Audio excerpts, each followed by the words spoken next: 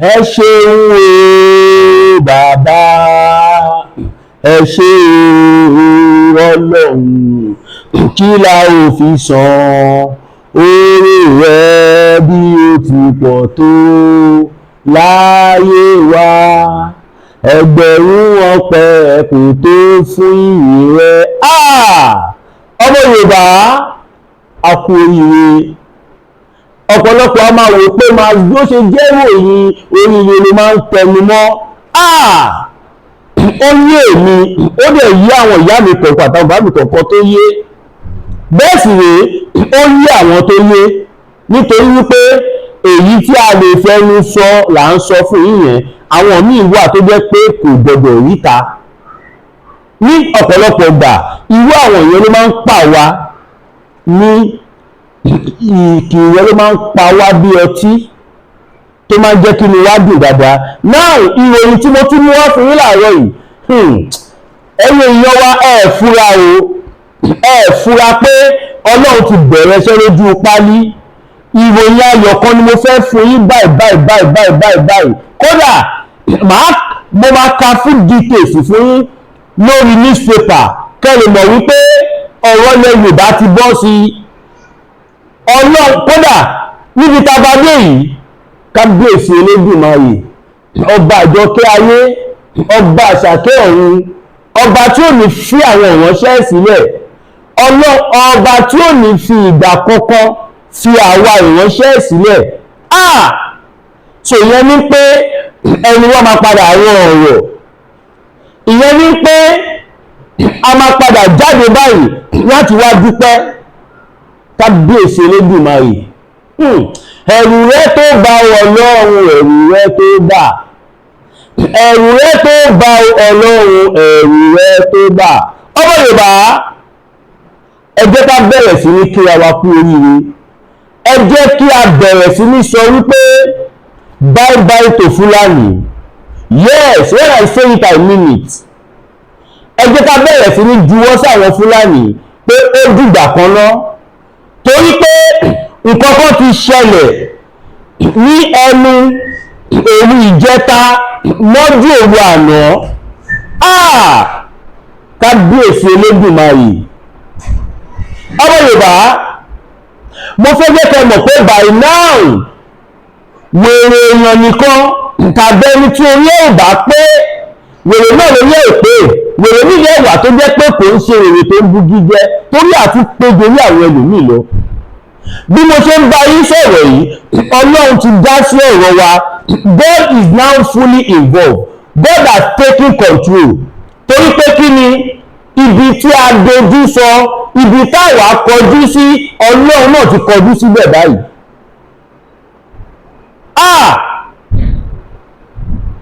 Kábíyèsí Elédùmarè, mo fẹ́ jẹ́ kí gbogbo ẹ̀yin ọmọ Yorùbá káàkiri àgbáláyé ẹ bẹ̀rẹ̀ sí ní bá wa dúpẹ́ lọ́wọ́ bàbá wa emeritus merited professor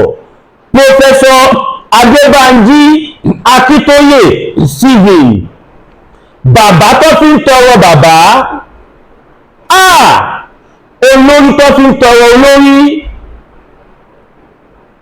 Kábíyèsí Elédùmarè, ẹ tún bá wa dúpẹ́ lọ́wọ́ bàbá wa Dr.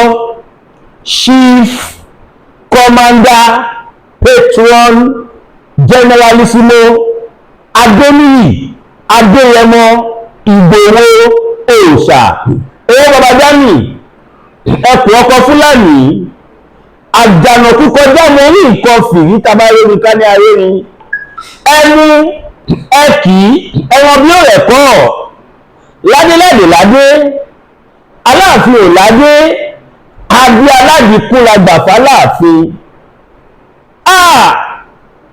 Eléyìí tọ́lọ́ ń ṣe yìí, ó láìjù gan.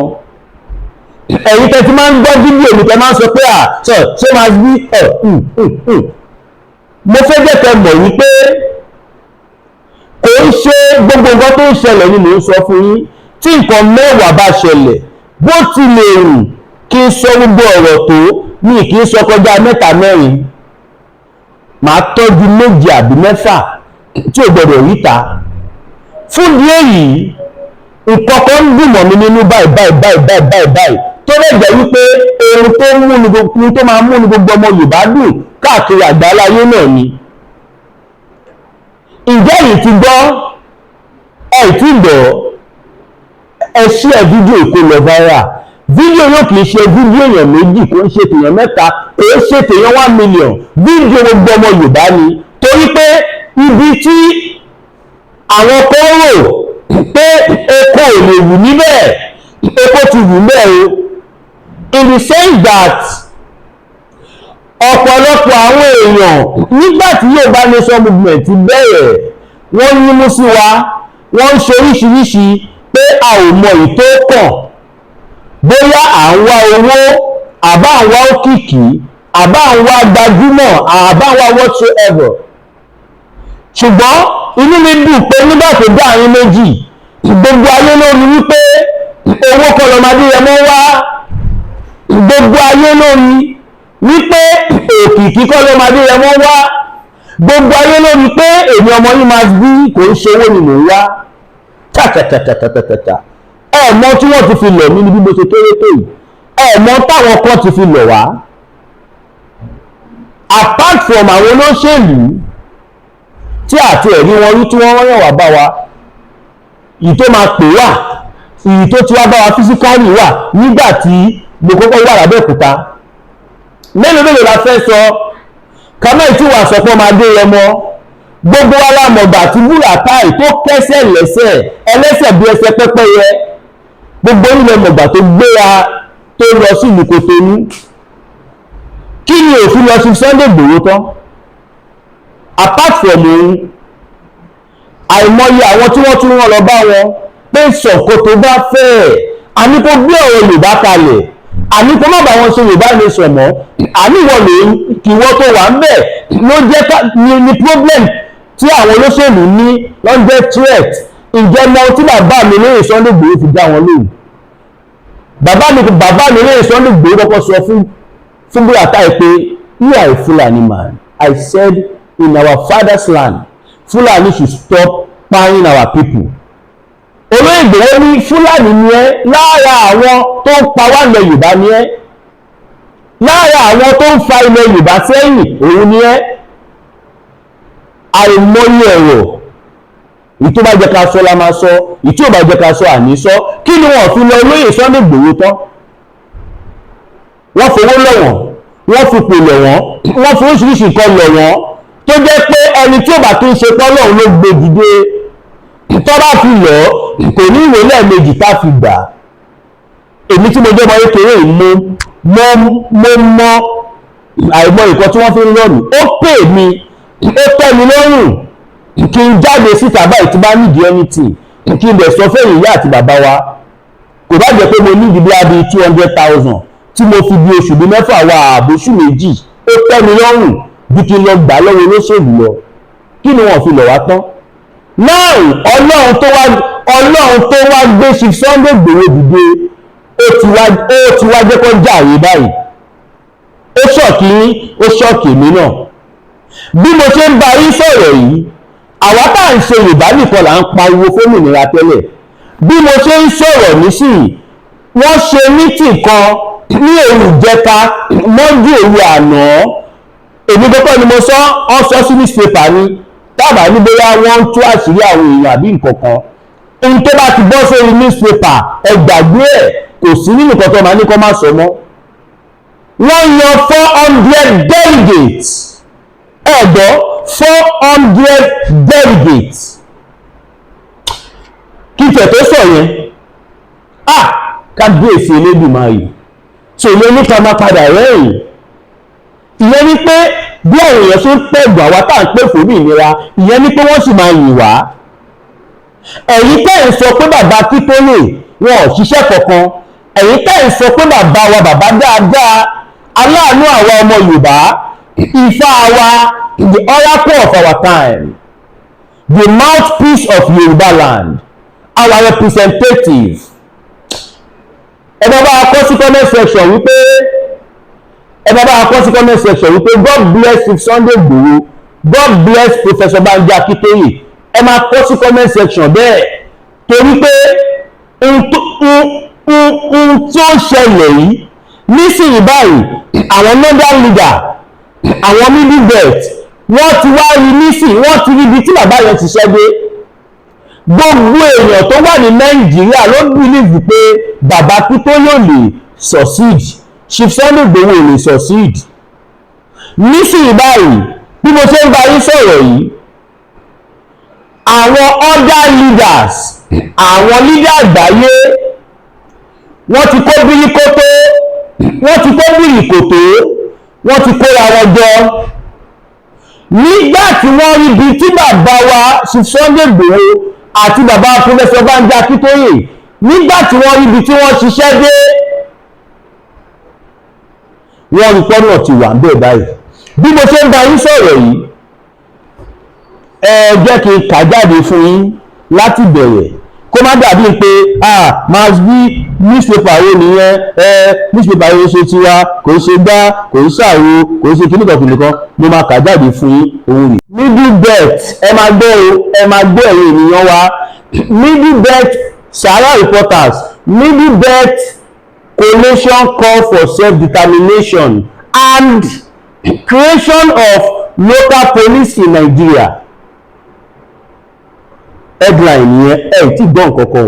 Now ẹ̀ẹ́dà wa bọ́ sí kókó tó wà nínú ìwé yìí, torí pé inú mi dùn, ayọ̀ mi kún gbà tí mo rí wípé everybody tí wọ́n ń rí nǹkan tá à ń rí nísìnyí, because nígbà tí àwa jáde táwa ń sọ̀rọ̀ wípé self determination nìkan ló lè help wa, ká pín èrò nìkan ni ohun táwọn eléyìí sọ níbẹ̀.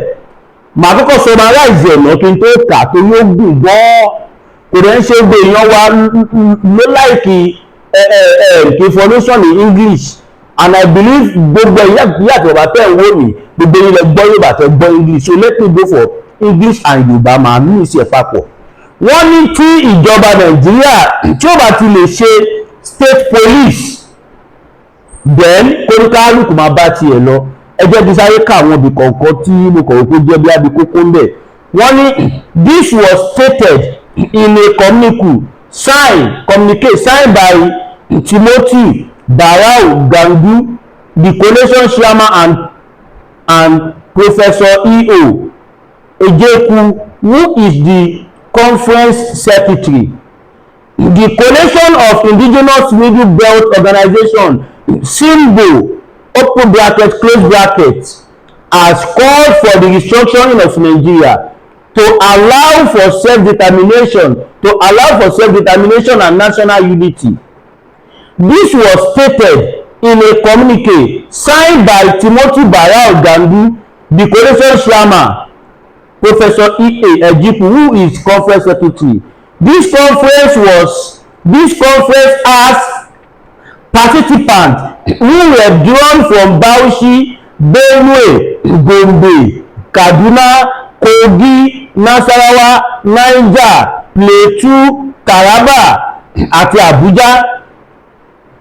The Middle Belt Forum (MBF), who officially represented at the conference, indicating a tacit support to the symbol. The program, which was held in Kaduna from 31st of last month 2024, was attended by delegates representing over 400 indigenous ethnic nationality. Sọ̀rọ̀ pàṣẹ yẹn síta fún yín, but tó ti wà ní pépà ń sìn, now you know. Kẹ́ni mọ̀ pé àwa tá à ń pè fún òmìnira, iṣẹ́ ń lọ lábẹ́lẹ̀, bẹ́ẹ̀ ń lọ lókè, bẹ́ẹ̀ ń lọ lórí afẹ́fẹ́. Wọ́n ní the group noted that the country requires restructuring, and hence delegates agreed to support the restructuring of the country to ensure self-determination and promote national unity. They lamented that the Middle Belt has, since independence, been as part of northern Nigeria, with the split of many ethnic nationalities in the state as minorities. It said this has weakened the ability of such ethnic nationalities in achieving political representation and economic empowerment and development.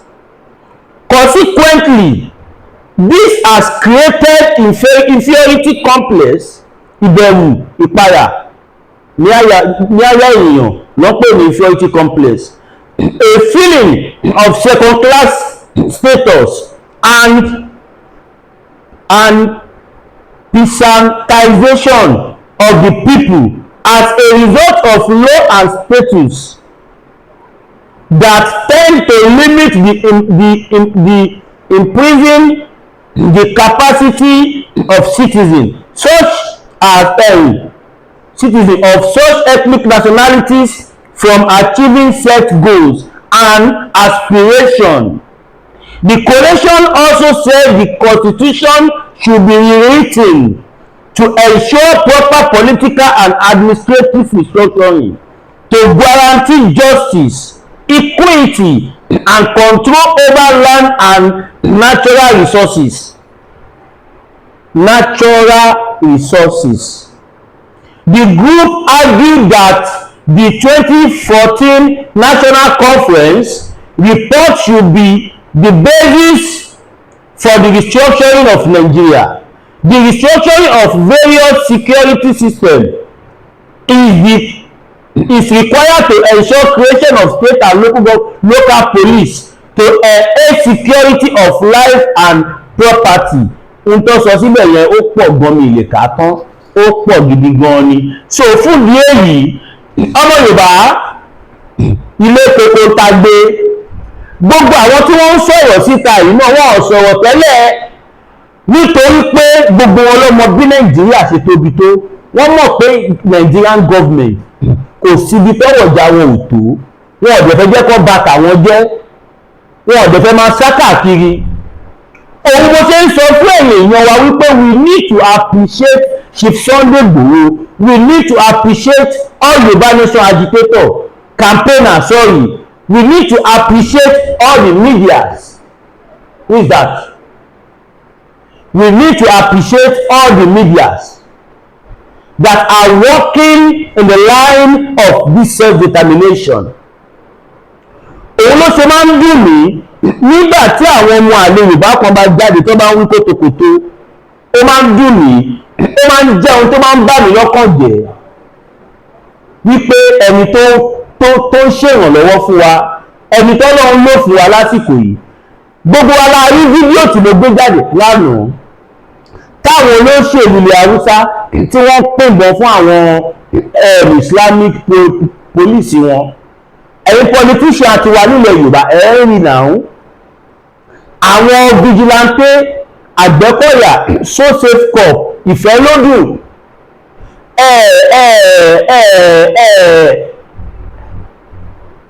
invest lé security ilẹ̀ Yorùbá. Tẹ́bá wo dáadáa headquarter army Abuja, sọ́ọ̀gì kìkìtì tẹ́bá lòdì ọ̀rọ̀ Abuja. Tẹ́bá wo headquarter army ilẹ̀ Haúsá, headquarter ọlọ́pàá ilẹ̀ Haúsá, headquarter immigration ilẹ̀ Haúsá, headquarter navy ilẹ̀ Haúsá, wọn ọ̀dẹ̀ lódò ń bẹ̀. Ṣé you can see that is madness. Now navy headquarter ó jẹ́ kó wà ní state tó ní bá wà dáadáa bí ilẹ̀ Yorùbá, ibẹ̀ ni pọ́ọ̀tù wà káàkiri o, but ilẹ̀ Yorùbá yẹn ló wà recognize ìyẹn ní tèkó. Èkó ló jẹ́ kí navy headquarter wà tó bá possible gan, torí pé ilẹ̀ Yorùbá ni wọ́n ti ń generate most of the government ṣe gbà wọn kìíní. Ilẹ̀ Yorùbá ló jẹ́ kọ́pọ̀lọpọ̀ ẹ̀ wà, but àwọn bàbá wa wọn ò jà fún àwọn kìíní yìí, àpò ara wọn lọ́pọ̀lọpọ̀ wọn jà fún láti bẹ̀rẹ̀ kọ́ ṣe. Ọlọ́run dẹ̀ ti ràn wá lọ́wọ́ nísìnyí, àti lọ́mọ alákíkanjú. Kí ló jẹ́ ká ṣe kí gbogbo wa tún ọ̀gbà yí wọn ká ni? Ẹ jáde bàbá máyé gbé. Olúsadé ní pẹran abáwọ tọ̀lẹ̀tọ̀lẹ̀ lọ́jọ́ tí iná bá fojú komi ní dákẹ́ ariwo ọ̀sẹ̀sẹ̀rẹ̀ ò gbọ́dọ̀ tẹ̀lẹ̀ bí ògòǹgò bó bá rìn bí ògòǹgò sísẹ́ lẹ́sẹ̀ rẹ̀ ó sẹ́ ẹ̀yọ̀ ìkọlà ló lórí ẹ̀yọ̀ olóyè máyégún aníkúlápó wọ̀lú jìgànjìgàn bí ẹkùn akọrabata òkúta baba aláwo tó ń dífá bí ẹni wẹjú gbogbo ayé bá gbóná lalala bí iná ajere táwọn ìyá mi bá mi ayé ọmọ ènìyàn jìgìjìgì tètè máa bọ̀ wá sọ́dọ̀ ọmọ oníṣẹ́ olúfẹ̀ olóyè máyégún aníkúlápó oṣù òórùn sùmọ̀lú ló lé ọkiri ojú oorun ogun àmúbọ̀n rere ní tiẹ̀ ní ìdí àìrọ́mọ bí lọ́mọ aráyé fi dì ọ́ ogun gbèsè láyé fi kẹ́ ìwọ ni tàbí àmì ìkórìíra ní bẹ lára rẹ àìsàn ọjọ́ pípẹ́ ogun ìdílé àti bẹ́ẹ̀ bẹ́ẹ̀ lọ tètè gbéra ńlẹ̀ kó dìde kàn sí olóyè máyégún aníkúlápó gbogbo ara kìkì oògùn abániyẹ̀ràwọ̀ ẹni wò abólórí bẹ̀rí fún ẹ̀kúnrẹ́rẹ́ àlàyé tàbí àyẹ̀wò nípa ogun tó ń ja ayé rẹ pè sórí nọ́mbà yìí 08023940939 08023940939 ìjì kìí jà kó gbé odó lọ ìjì kìí jà kó gbé ọlọ́lọ́ a kìí borí olóńgbò ní mògún ìwọ ló rẹ̀ yàn tá rẹ ló kọ lọ́wọ́. ẹ káàbọ̀ padà yìí ènìyàn wa nọ́mbà bàbá máyégún lẹ tìrí tí wọ́n pè yẹn ìwọ tí o bá fẹ́ dira tó ibi tí nàìjíríà ń lọ sí ọlọ́run nìkan ló mọ ohun tó máa gbẹ̀yìn ẹ̀ o fẹ́ dira kò fẹ́ ṣògùn ìtajà ẹ̀yọ́nú àgbà kò fẹ́ rúbọ kò fẹ́ gbàwé ìgbélù òun ojú ọlọ́run fọ́mọ ó fẹ́ tọrọ nǹkan kan bóyá èèyàn máa ń kó ìlera ẹ whatsoever pé bàbá máyégún nọ́mbà wọn nìyẹn bẹ́ẹ̀ ni nọ́mbà wọn pé wọ́n ọmọ fábẹ́rẹ́ níwẹ̀jú ni tí ó rújú rárá tọ́pọ̀lọpọ̀ àwọn èèyàn ti testify sí now ẹ̀yin ènìyàn wa níbi tí a bá dé nísìnyí a ní láti gbé ọ̀rọ̀ ẹ̀sìn sẹ́gbẹ́ kan a ní láti gbé ìjà sẹ́gbẹ́ kan a ní láti gbé ìjà sí ẹ̀gbẹ́ kan we have to come together now to make ourselves one ṣèbẹ̀rí rate tí wọ́n fi ń kó àwọn fúlàní wọlé tí gbogbo wọn dẹ̀ ń gbébọn dání àìmọye àwọn fídíò tó wà lọ́wọ́ mi nípa báwọn fúlàní ṣe ń ya wọ nàìjíríà láti ilẹ̀ haúsá ọwọ́ ń distribute wọn sílẹ̀ yorùbá wọ́n ń tọ́jú wọn sínú forest wa wọ́n múra ogúnlẹ̀ àwa ń bára wa jà ṣe pé kò make sense àwa ò dẹ̀ bá àwọn tó ń bá wa jà àwa ò bá wọn jà àwọn ọlọ́kọ̀ sọra wọn jọ̀tá tiwa ẹ kò sọra ń jẹ́ ọ̀tá wa ẹ̀ ń jẹ wá lẹ́sẹ̀ kẹ̀ ń bú wa lẹ́sẹ̀ ẹ̀ ń ṣàbòsí wa ẹ̀ ń ṣe oríṣiríṣi nítorí owó tẹ́ fẹ́ gbà lọ́wọ́ fúlàní tí ó bá rí bẹ́ẹ̀ kí ló fà á tí wọ́n ṣe lo Dúpẹ́ Onítìrí wá sáàrin wa àwọn olóṣèlú ló lò ó yá tí ó rújú rárá ẹ wo iṣẹ́ ribiribi tí Saheed Ọmọbọ́tà ń ṣe kí Dúpẹ́ Onítìrí tó dé ẹ wo gudugudu méjì yàyà mẹ́fà